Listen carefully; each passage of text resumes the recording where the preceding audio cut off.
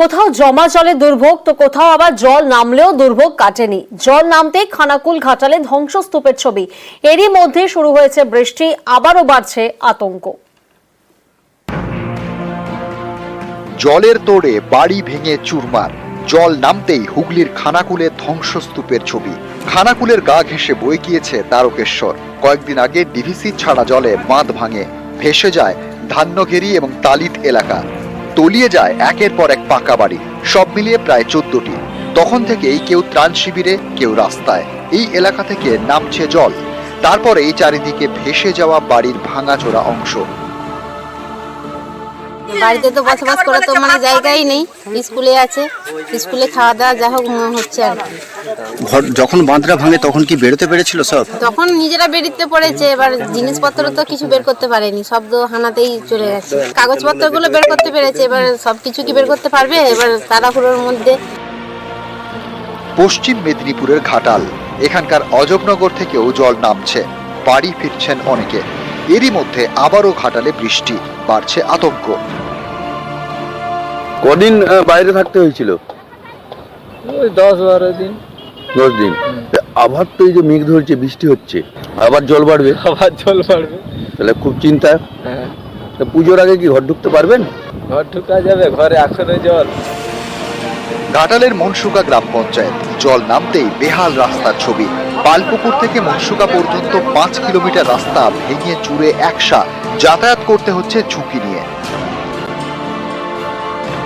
ঘাটাল মহকুমার দাসপুর 1 নম্বর ব্লক, গত 17 সেপ্টেম্বর গভীর রাতে কাঁসাই নদীর বাঁধ ভাঙে, ভেসে যায় সামাট এলাকা। এখানকার বাসিন্দা আশিস বটব্যাল, নদীর জলের তোড়ে তার বাড়ি তলিয়ে যায়। মাথা গোঁজার ঠাঁই হারিয়ে অসহায় আশিস। বাড়ি হানার মুখেই, একবারে কোনো কিছুই বার করতে পারি না, বাড়ির ধ্বংসাবশেষকেও বয়ে নিয়ে চলে গেছে জলে। আমি যে একটু তালপাতার কুঁড়া করেও এই মুহূর্তে থাকবো, সেই বাস্তুটাকেও এক মানুষ গর্ত করে দিয়েছি। আমি চাইছি আমাদের সাংসদ দেববাবু যদি আমার দিকে একটু দেখেন। সামাট বাঁধ ভাঙার পরবর্তীকালে তার বাড়িটা ক্ষতিগ্রস্ত হয়েছে এবং সম্পূর্ণভাবে নষ্ট হয়ে গেছে, শুধু কাঠামোটুকু দাঁড়িয়ে আছে। মাননীয় পশ্চিমবঙ্গ সরকারের কাছে আমরা আবেদন জানিয়েছি যাতে করে আমরা ফার্স্ট লটেই যাতে আমরা তার টাকা মঞ্জুর করে যাতে তার বাড়ি করে দিতে পারি। কারণ দাসপুর 1 নম্বর ব্লকে একমাত্র একটি বাড়ি আমাদের সম্পূর্ণভাবে ক্ষতিগ্রস্ত হয়েছে। ঘাটালে জল নামছে, তবে অনেক জায়গায় এখনো জলমগ্ন। চাষের জমিতে জল, মাঠেই নষ্ট ফসল, বাজারে সবজির দামও চড়া।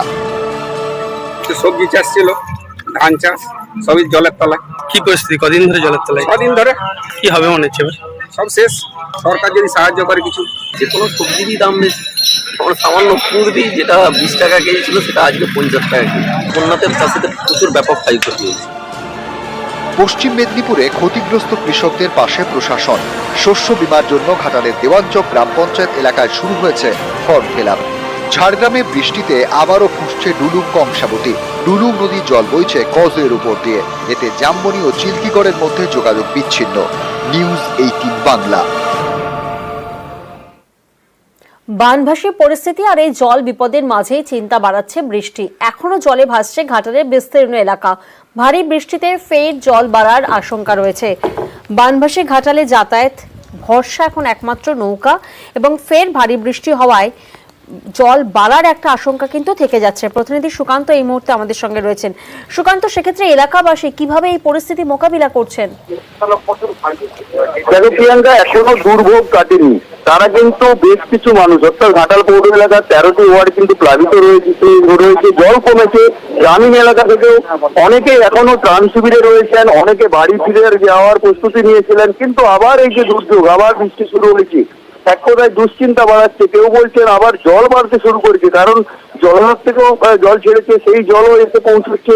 তারপরে এই দুর্যোগ, এবং শুধু তাই নয়, বাঁকুড়াতেও প্রচুর পরিমাণ বৃষ্টি হচ্ছে যে খবর পাওয়া যাচ্ছে, সেই জলও ঘাটালে আসবে, যার ফলে ঘাটালবাসীর দুশ্চিন্তা আবার কিন্তু বাড়ছে। তারা বলছেন যে পুজোর আগে এই যে বাড়ি ফিরে যাওয়ার তাদের একটা ইচ্ছা ছিল, সেই বাড়ি ফিরে যাওয়ার পথেই কিন্তু আবার এই দুশ্চিন্তা আবার ফের দুর্যোগ, চরম দুশ্চিন্তায় বানভাসী ঘাটালের মানুষজন। এই যে বন্যা হয়েছিল কিছুটা কমেছিল, আবার পুনরায় যে দুর্যোগ হচ্ছে, এতে আবার আমরা বন্যায় ফাঁসবো। আমরা তো পুজো আজ আর মায়ের মুখটিও দেখতে পাবো না, আর যেতেও পারবো না, বাড়ির মধ্যেই থাকতে হবে। মানে এইরকম ভাবেই চরম দুশ্চিন্তার মধ্যেই রয়েছি। জল পেরি পেরি এক কোমরে মানে ভিজেছে, এক কোমরের জল আমাদের দিকটা জল পেতে এখন জল মরেনি। বেশি তো হলে কষ্ট, ওই লোক ডোঙা যার আছে জ্বালা না না তাহলে না গেল আবার ডুবে যাবে, আবার সেই ছাতে উঠতে হবে। পুজো কি করে দেখবো যদি আবার ডুবে যায়? পুজো আর হবে? আর এবার বানভাসী ডেবরা ছবিটা যদি আমরা দেখি, সেখানেও নিম্নচাপের বৃষ্টি, এখনো জলমগ্ন বিস্তীর্ণ এলাকা, বাঁধ মেরামতি, ত্রাণ, কাঁসাইয়ের জল যেহেতু বাড়ছে সেক্ষেত্রে কিন্তু এখনো জলমগ্ন 4টি গ্রাম পঞ্চায়েত এলাকা। নিম্নচাপের বৃষ্টিতে আবারও ফুঁসছে কাঁসাই। প্রতিনিধি দিগ্বিজয় এই মুহূর্তে আমাদের সঙ্গে রয়েছেন। দিগ্বিজয়, কাঁসাইয়ের জল বাড়ায় তো সিঁদুরে মেঘ দেখছেন এলাকাবাসী। একদমই প্রিয়াঙ্কা, সেটা ঠিক কথাই। কারণ এই যে নিম্নচাপ চলছে, সেই নিম্নচাপের জেরে কিন্তু কাঁসাই নদীর জলস্তর ধীরে ধীরে বাড়ছে। সেই জন্য কিন্তু সিঁদুরে মেঘ দেখছে ডেবরাবাসী। কারণ তুমি জানো এইবারে যে বন্যা, সেই বন্যায় ডেবরার যে উত্তরে, কাঁসাই নদীর উত্তরে 4টি গ্রাম পঞ্চায়েত সেগুলো জলমগ্ন হয়ে পড়েছিল। ধীরে ধীরে জল নামছে, স্বস্তির খবর। বিভিন্ন জায়গায় নদী সংস্কারের কাজ চলছে, কিন্তু তার মধ্যেই এই বৃষ্টি এবং কাঁসাই নদীর জল বাড়ায় কিন্তু তারা যথেষ্ট চিন্তিত রয়েছে।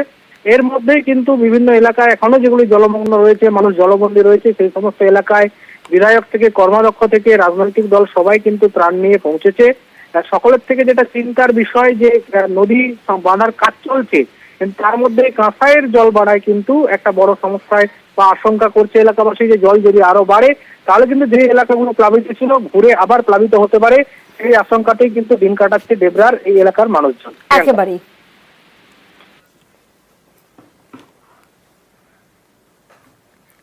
সকাল থেকেই আকাশের মুখ ভার, বেড়া বাড়তেই ভারী বৃষ্টি বাঁকুড়ায়। ভারী বৃষ্টির জেরে ক্ষতির মুখে ব্যবসায়ীরা। বিভিন্ন জায়গার ছবি আপনাদেরকে দেখাচ্ছি। আর এই মুহূর্তে যে ছবি আপনারা দেখছেন বাঁকুড়ার ছবি, সেখানেও কিন্তু সকাল থেকে আকাশের মুখ ভার, বেলা বাড়তেই ভারী বৃষ্টি, আর ভারী বৃষ্টির জেরেই ক্ষতির মুখে ব্যবসায়ীরা।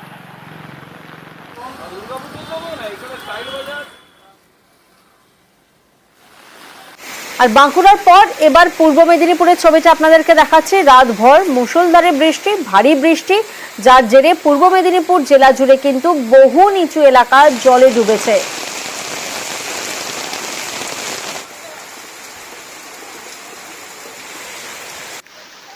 সকাল থেকেই মুখ ভার আকাশের। দীঘায় কালো মেঘ করে বৃষ্টি ও ঝোড়ো হাওয়া। পূর্ব মেদিনীপুরের পটাশপুর, এগরা সহ বিস্তীর্ণ এলাকায় বৃষ্টি হচ্ছে। দীঘার ছবিটা সকাল থেকে আপনাদের দেখাচ্ছি। সকাল থেকেই কিন্তু সৈকত শহর দীঘা কালো মেঘ করে বৃষ্টি ও ঝোড়ো হাওয়া।